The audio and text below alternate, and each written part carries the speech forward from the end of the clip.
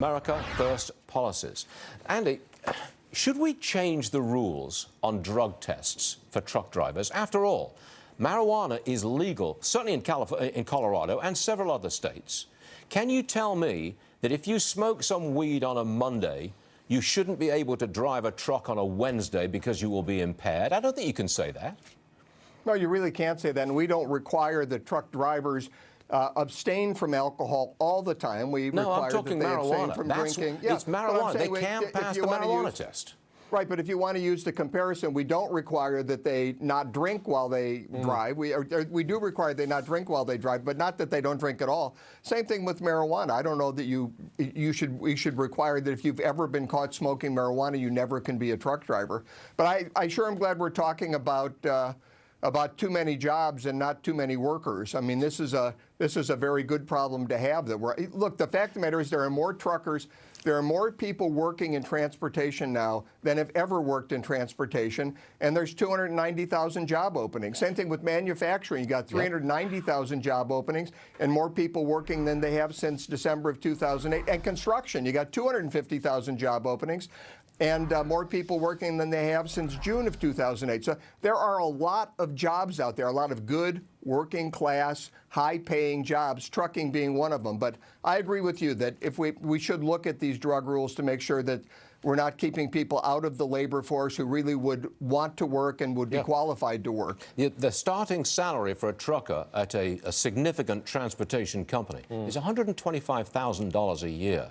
I'd hate to see people kept out of those jobs because a couple of weeks ago they smoked some marijuana legally. Anyway, I want to move on because what you were saying about jobs is germane to the next story. It's a Gallup poll. 67% of respondents think this is a good time to find a quality job. That's the highest percentage responding like that in 17 years. This is a growing economy with jobs to spare. That's what it looks like.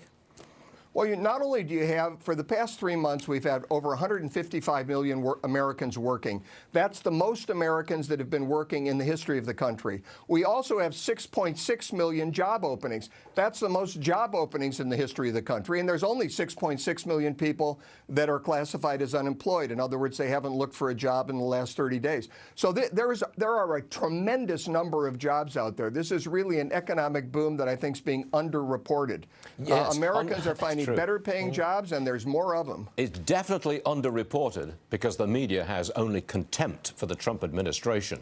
But, you know, the good news seems to be penetrating. If you've got 67% of regular folks saying, hey, this is a good time to get a quality job, then the really good news about the economy has penetrated that media blanket that covers it up.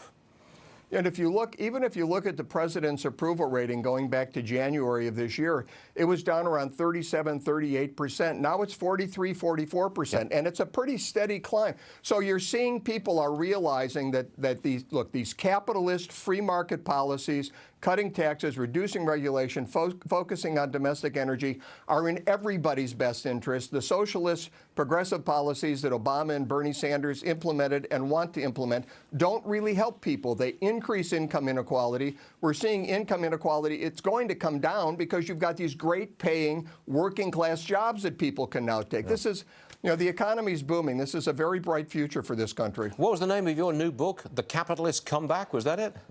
Thank you, Stuart. It was The Capitalist Comeback. That's right. And I do cover this in the book. Yeah, you got it right, too. Andy Puzder, thanks for joining us, sir. We'll see you again soon. Thank you. Thanks, Stuart.